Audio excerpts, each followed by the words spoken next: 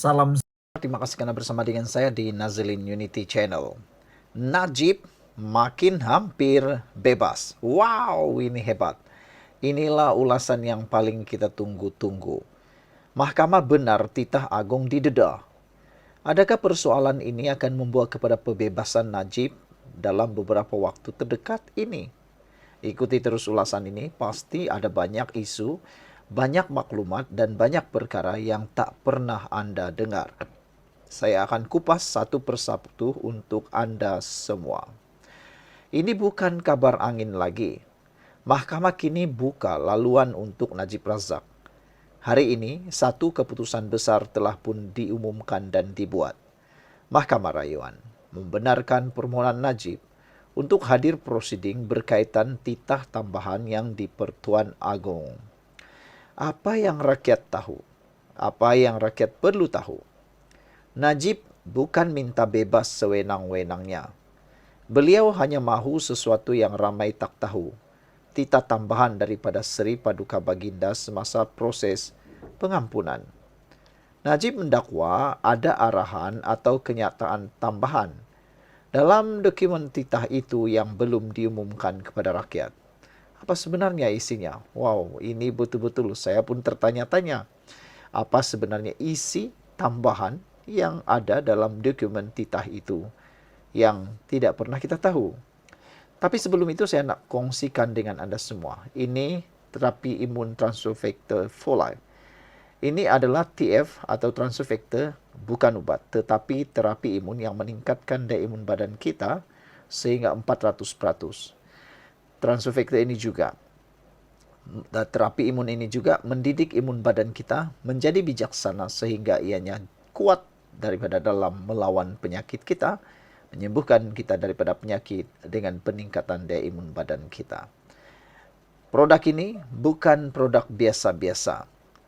Produk ini adalah produk saintifik, diperakui oleh dokter-dokter di seluruh dunia dan mendapat sijil halal dan lulus KKM. Siapa yang ingin mendapatkan produk ini, sila berhubung dengan nombor telepon yang tertera dalam video ini. Saudara-saudara sekalian, yang menjadi tanda tanya pada malam ini, kalau ini benar, ini boleh jadi game changer.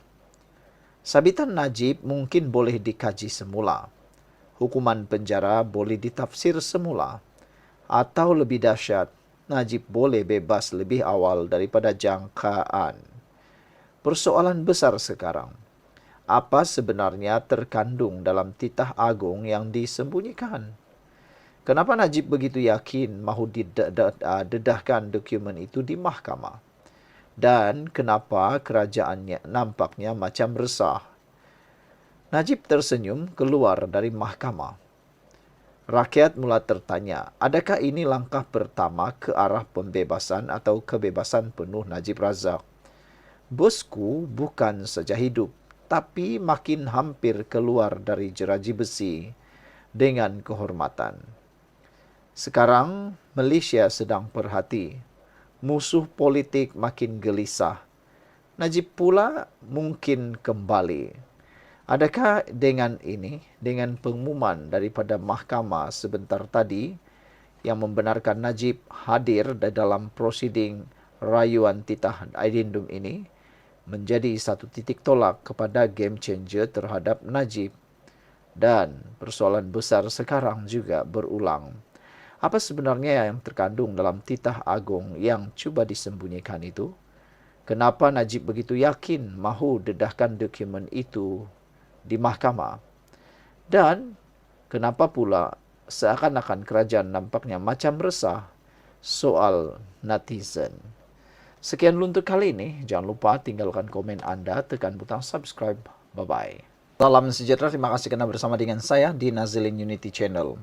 Kita dikejutkan dengan keputusan mahkamah hari ini berkait dengan Najib. Adakah ini satu permulaan kebangkitan Najib dan kemenangan untuk Najib? Wow, Najib menang satu lagi, pusingan. Mahkamah membenarkan rayuan berkaitan titah diraja. Adakah ini permulaan kebangkitan Najib Razak? Mahkamah Rayuan hari ini mengizinkan Datuk Seri Najib Razak untuk menghadiri prosiding rayuan berhubung isu titah tambahan yang di Pertuan Agong berkaitan pengampunan beliau. Persoalannya, apa sebenarnya yang Najib cuba buktikan? Dan kenapa keputusan ini menjadi tamparan buat musuh politik Najib? Titah agung hanya formaliti atau sesuatu disembunyikan. Ini menjadi persoalan besar. Najib berhujah bahwa titah pengampunan sebenar belum didedahkan sepenuhnya kepada rakyat. Ada tambahan dalam dokumen titah yang beliau dakwa mempunyai kesan besar terhadap sabitan dan hukuman ke atas dirinya. Soalan besar mula timbul. Apakah kandungan titah tambahan itu? Sebelum kita teruskan jawapan kepada persoalan-persoalan yang hebat itu, ini transovector, ini bukan ubat. Ini ialah terapi imun yang meningkatkan daya imun badan kita menjadi kuat dan bijaksana. Kita kena penyakit kerana imun badan kita yang lemah. Kita juga sukar untuk sembuh daripada penyakit kerana imun badan kita yang lemah.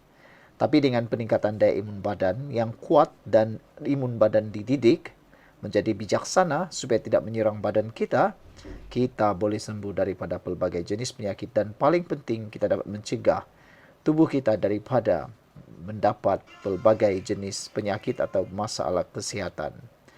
Cepat dapatkan produk ini kerana produk ini ataupun transovector ini adalah produk yang halal, lulus KKM dan diperakui oleh seluruh doktor di seluruh dunia. Produk ini bukan ubat, tetapi inilah penemuan saintifik yang paling mengejutkan pada abad ini. Cepat dapatkan produk ini melalui nombor telefon yang tertera. Anda akan mendapat khidmat rundingan untuk mendapatkan produk yang sesuai untuk masalah kesihatan anda. Jadi cepat hubungi nombor yang tertera. Baiklah, kita akan teruskan kepada jawapan persoalan-persoalan besar itu tadi sebentar tadi.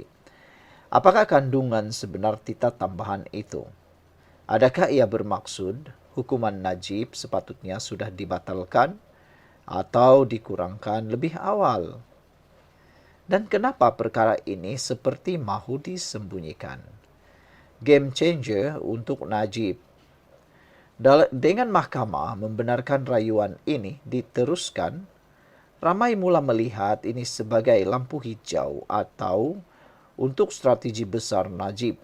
Bukan hanya soal pengampunan, tapi mungkin juga menggugurkan sabitan, membuka ruang semakan semula hukuman, atau pulang semula ke arena politik. Isu undang-undang atau ianya satu isyarat politik. Bagi penyokong Najib, ini adalah simbol bahawa keadilan mungkin memihak semula kepada bosku. Namun, bagi setur politik Najib, ia adalah amaran awal bahawa Najib belum kalah. Dan jika keputusan berpihak kepadanya nanti, peta kuasa politik negara boleh berubah sepenuhnya.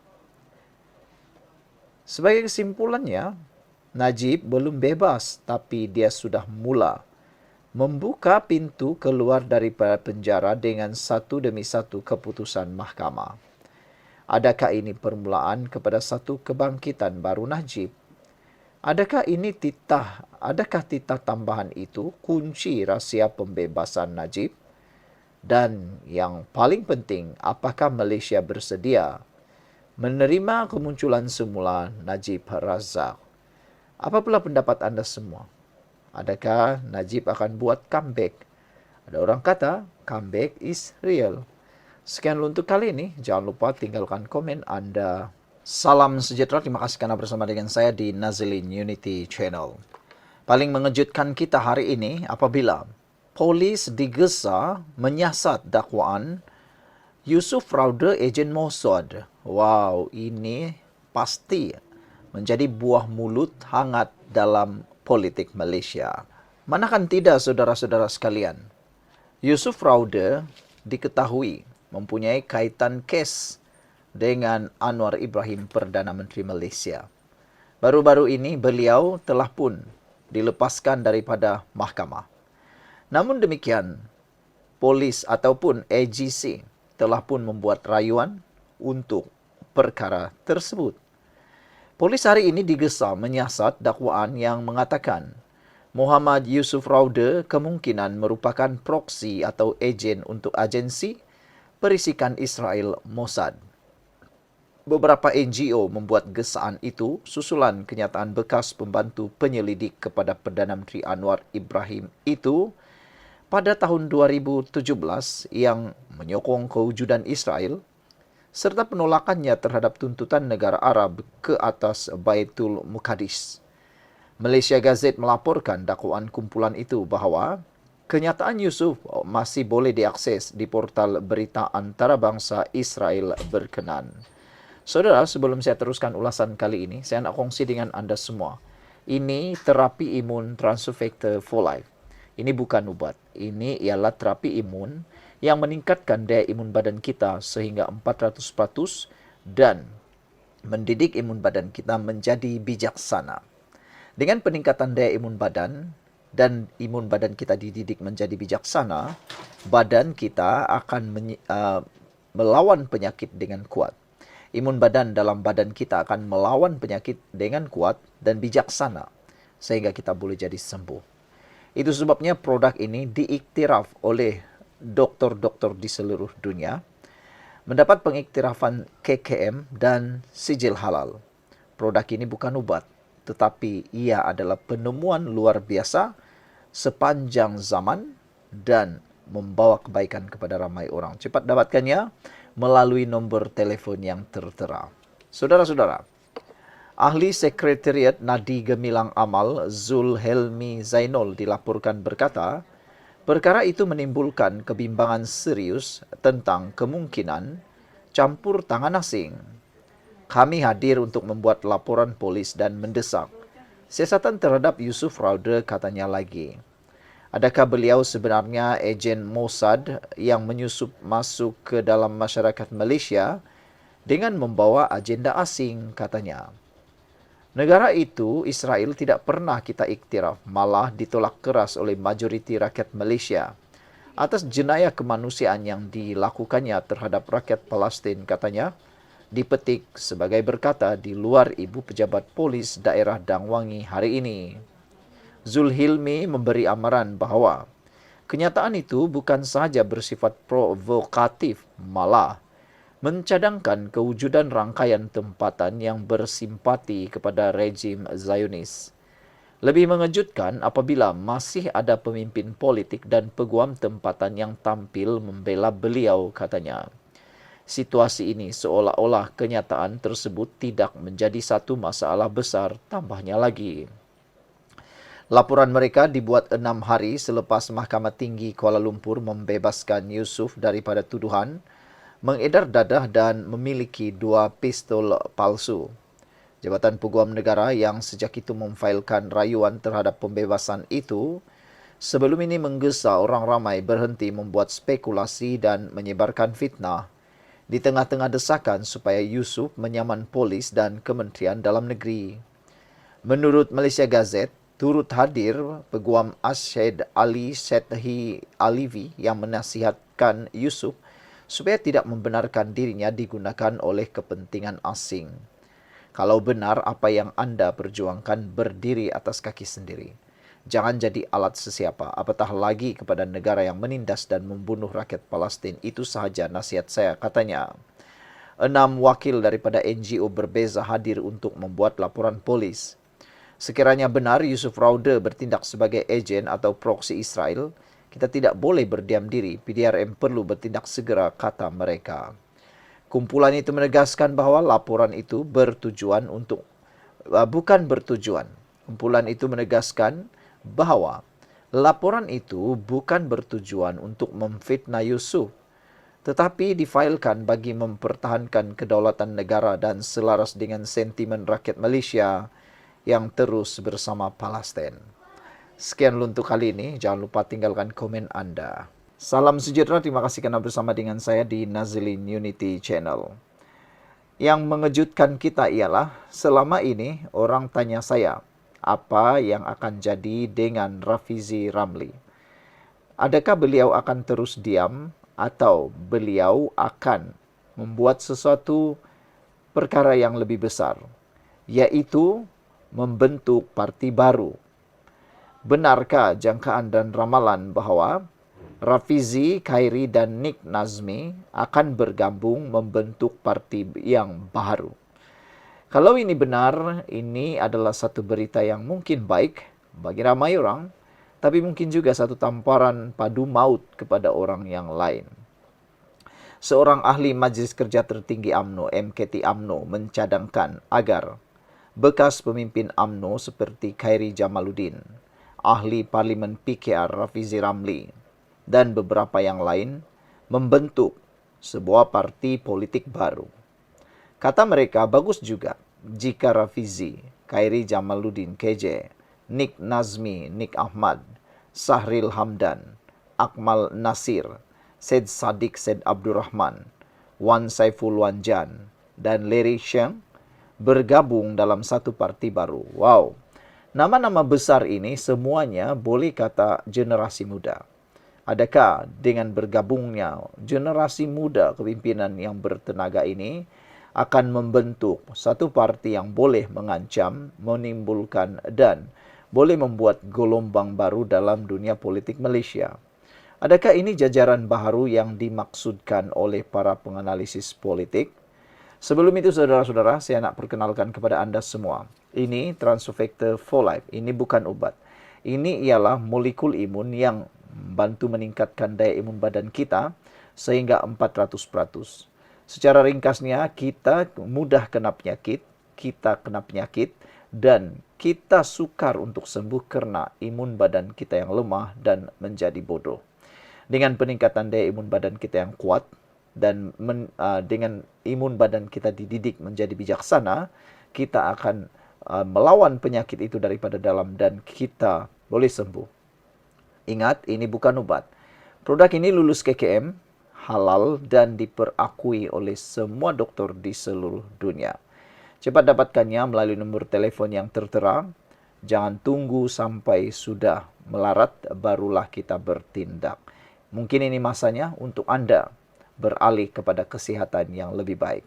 Baiklah saudara-saudara sekalian, menurut laporan ini, dalam bola sepak, apabila pemain bintang bergabung, pasukan itu biasanya menjadi terlalu kuat dan juara banyak tahun, kata Puad Zarkasi dalam satu hantaran Facebook hari ini. Secara otomatik, parti ini sudah ada 7 hingga 10 ahli parlimen. Satu bargaining power cukup kuat di ketika tidak ada single party yang boleh memerintah di Malaysia, katanya lagi. Pada 28 Mei lalu, Rafizi dan Nick Nazmi meletak jawatan sebagai menteri selepas tewas pada pemilihan PKR bagi jawatan timbalan presiden dan naib presiden. Walaupun meletak jawatan dalam kabinet, kedua-dua mereka masih kekal sebagai ahli PKR. Syed Saddiq, ahli Parlimen Muar, masih ahli Parti Muda. Di sebalik meletak jawatan sebagai presiden parti itu selepas disabitkan kesalahan pecah amanah oleh Mahkamah Tinggi Kuala Lumpur. Seng, ahli Parlimen Julau, pula kini memegang jawatan sebagai Presiden Parti Bangsa Malaysia. Namun Puad tertanya-tanya, bagaimana mereka boleh bekerjasama dalam satu parti, memandangkan latar belakang mereka yang agak menonjol dan berbeza. Dengan latar belakang pendidikan, pengalaman jawatan tinggi dalam parti asal, dan sifat suka berbeza idea dalam parti, maka apakah mereka ini serasi untuk bergabung, katanya. Dia juga mengatakan selamat mencuba untuk memeriahkan demokrasi di Malaysia, kata Puad yang juga adalah Speaker Dewan Undangan Negeri Johor. Saudara-saudara sekalian, beberapa komen daripada netizen menyatakan Limebird 1866 kata dia tidak setuju dengan perkara itu. Blue Lion pula 3547 mengatakan all okay except Wan Saiful. Wah, dia kata semua boleh bergabung kecuali Wan Saiful saja jangan terima katanya lagi. Saudara, bagaimana pula pendapat Anda tentang idea penggabungan pemimpin-pemimpin yang terpinggir ini? Yaitu Rafizi Ramli, Khairi Jamaluddin, Nick Nazmi, dan beberapa orang yang lain seperti Sahrir Hamdan, Akmal Nasir, Said Sadiq Said Abdul Rahman, Wan Saiful Wanjan, dan Riseng.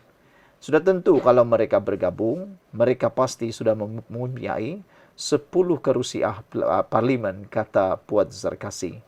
Tapi ada juga kebenaran dan logiknya apa yang Puad katakan ini. Saya jangka kalau betul-betul mereka ini bergabung dan membentuk parti yang baru, mereka akan menjadi ancaman yang baru kepada parti-parti tua, parti-parti lama yang ada di Malaysia sekarang. Sekian untuk kali ini, jangan lupa tinggalkan komen Anda.